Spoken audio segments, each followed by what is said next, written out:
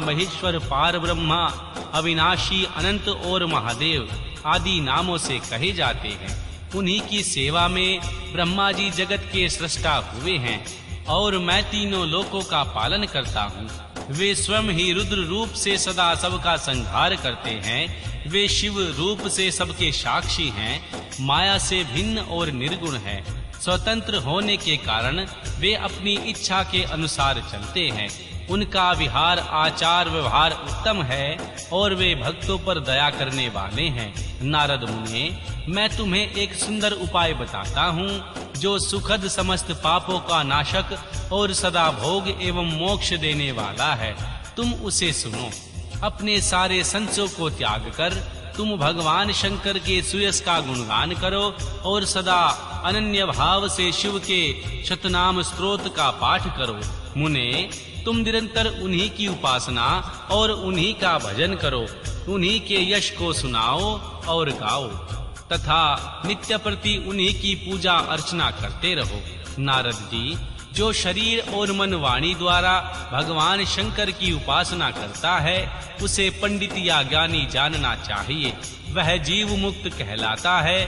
भगवान शिव इस नाम रूपी दावानल से बड़े बड़े पातकों के असंख्य पर्वत अनायास ही भस्म हो जाते हैं।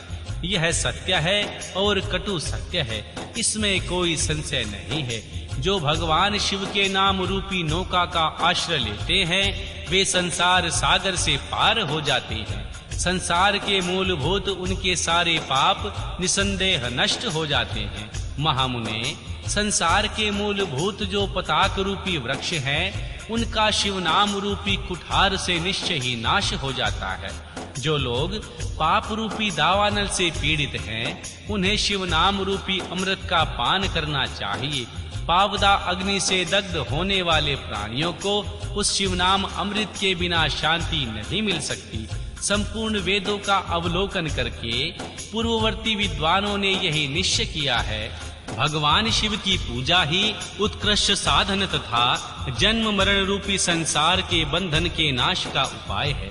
आज से यत्न पूर्वक सावधान रहकर विधि विधान के साथ भक्ति भाव से नित्य निरंतर माँ जगदम्बा पार्वती सहित महेश्वर सदा शिव का भजन करो और नित्य शिव की ही कथा सुनो और कहो तथा अत्यंत यत्न करके बारंबार शिव भक्तों का पूजन किया करो। मुनि श्रेष्ठ, आपके हृदय में भगवान शिव के उज्जवल चरणार विंदों की स्थापना करके पहले शिव के तीर्थों में विचरो। मुने, इस प्रकार परमात्मा शंकर के अनुपम महत्व का दर्शन करते हुए अंत में आनंदवन काशी को जाओ। वह स्थान भगवान शिव को बहुत ही प्रिय है। वहां भक्ति पूर्वक विश्वनाथ जी का दर्शन और पूजन करो। विशेषता है उनकी स्तुति वंदना करके तुम निर्विकल्प संशय रहित हो जाओगे। नारद जी, इसके बाद तुम्हें मेरी आज्ञा से भक्ति पूर्वक अपने मनोरथ की सिद्धि के लिए निश्चय ही ब्रह्मलोक जाना चाहिए। वहां अपने पिता श्री ब्रह्मा जी की विशेष रूप से स्तुति वंदना करके तुम्हें प्रसन्नता पूर्ण हृदय से बारंबार भगवान शिव महिमा के विषय में प्रश्न करने चाहिए। श्री ब्रह्मा जी शिव भक्तों में श्रेष्ठ हैं। वे तुम्हें बड़ी प्रसन्नता के साथ भगवान शंकर का महत्व और शतनाम स्तोत्र सुनाएंगे। मुने, आज से तुम शिव आराधन में तत्पर रहने वाले शिव भक्त हो जाओ और विशेष रूप से मोक्ष के भागी बनो। भगवान शिव तुम्हारा कल्याण करेंगे। इस प्रकार प्रसन्न चित्त हुए भगवान विष्णु नारद मुनि को प्रेम पूर्वक उपदेश देकर श्री शिव का स्मरण और वंदन और स्तवन करके वहां से अंतर्ध्यान हो गए।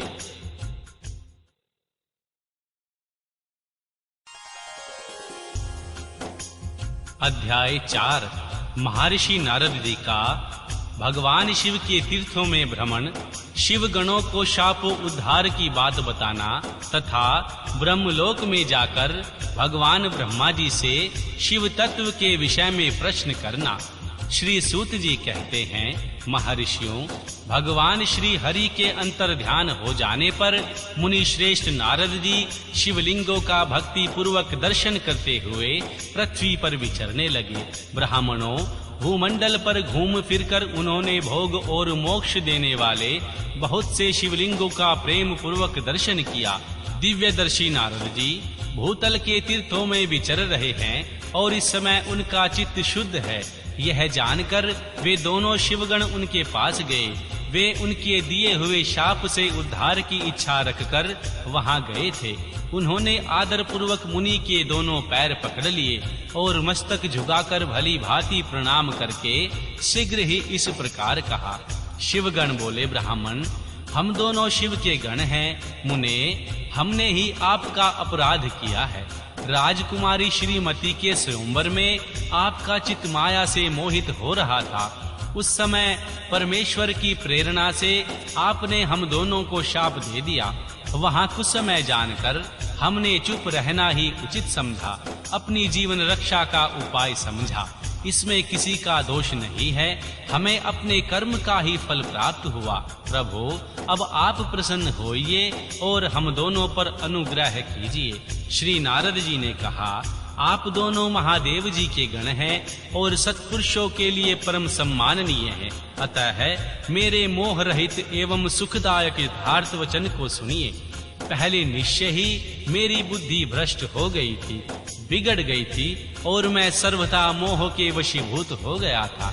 इसीलिए आप दोनों को शाप दे दिया। शिवगणों, मैंने जो कुछ कहा है वैसा ही होगा, तथापि मेरी बात सुनिए। मैं आपके लिए शापों उद्धार की बात बता रहा हूँ। आप लोग आज मेरे अपराध को क्षमा कर दें। मुनिवर, विशर्वा के वीर्य से जन्म ग्रहण करके आप संपूर्ण दिशाओं में प्रसिद्ध कुंभकर्ण और रावण राक्षस राज का पद प्राप्त करोगे और बलवान वैभव से युक्त तथा परम प्रतापी होंगे। समस्त ब्रह्मांड के राजा होकर शिव भक्त एवं जितेंद्रिय होंगे और भगवान शिव के ही दूसरे स्वरूप श्री विष्णु के हाथों मृत्यु पाकर फिर अपने पद पर प्रतिष्ठित हो जाओगे। महर्षि सूत जी कहते हैं, महर्षियों, महात्मा नारद की यह बात सुनकर वे दोनों शिवगण प्रसन्न हो सानंद अपने स्थान को लौट गए। श्री नारद जी भी अत्यंत आनंदित हो अनन्य भाव से भगवान शिव का ध्यान तथा शिव तीर्थों का दर्शन करते हुए बारंबार भूमंडल में विचरने लगे। अंत में वे सबके ऊपर विराजमान शिवप्रिया काशीपुरी में गए, जो शिव स्वरूपिणी एवं शिव को सुख देने वाली है। काशीपुरी का दर्शन करके महर्षि नारद जी कृतार्थ हो गए। उन्होंने भगवान काशीनाथ का दर्शन किया और परम प्रेम और परमानंद से युक्त हो उनकी पूजा की। काशी का सानंद सेवन करके वे मुनि श्रेष्ठ कृतार्थता का अनुभव करने लगे और प्रेम से विहल हो उनका नमन वर्णन तथा स्मरण करते हुए ब्रह्मलोक को चले गए। निरंतर भगवान शिव का स्मरण करने से उनकी बुद्धि शुद्ध हो गई। वहां पहुंचकर शिव तत्व का विशेष रूप से ज्ञान प्राप्त करने की इच्छा से नारद जी ने श्री ब्रह्मा जी को भक्ति पूर्वक नमस्कार किया और नाना प्रकार के स्तोत्रों द्वारा उनकी स्तुति की। उनसे शिव तत्व के विषय में पूछा। उस समय नारद जी का हृदय भगवान शंकर के प्रति भक्ति भावना से परिपूर्ण था। महर्षि नारद बोले, ब्राह्मण, पार ब्रह्म परमात्मा के स्वरूप को जानने वाले पितामह जगत प्रभु, आपके कृपा प्रसाद से मैंने भगवान विष्णु के उत्तम महत्व का पूर्णतः ज्ञान प्राप्त किया है। भक्ति मार्ग, ज्ञान मार्ग, अत्यंत दुस्तर तपो मार्ग, दान मार्ग तथा तीर्थ मार्ग का भी वर्णन सुनना है, परंतु शिव तत्व का ज्ञान मुझे अभी तक नहीं हुआ। मैं भगवान शंकर की पूजा विधि को भी नहीं जानता। अतः प्रभु, आप क्रमशः इन विषयों को तथा भगवान शिव के विविध चरित्रों को तथा उनके स्वरूप तत्व प्रकाट्य विवाह गृहस्थ धर्म सब मुझे बताइए। निष्पाप पितामह, ये सब बातें तथा और भी जो आवश्यक बातें हों उन सब का आपको वर्णन करना चाहिए। प्रजानाथ, भगवान शिव और माता शिवा के आविर्भाव एवं विवाह का प्रसंग विशेष रूप से कहिए तथा श्री कार्तिकेय के जन्म की कथा भी मुझे सुनाइए। प्रभु, पहले बहुत लोगों से मैंने ये बातें सुनी हैं, किंतु तृप्त नहीं हो सका हूँ। इसीलिए आपकी शरण में आया हूँ। आप मुझ पर कृपा कीजिए। अपने पुत्र नारद की यह बात सुनकर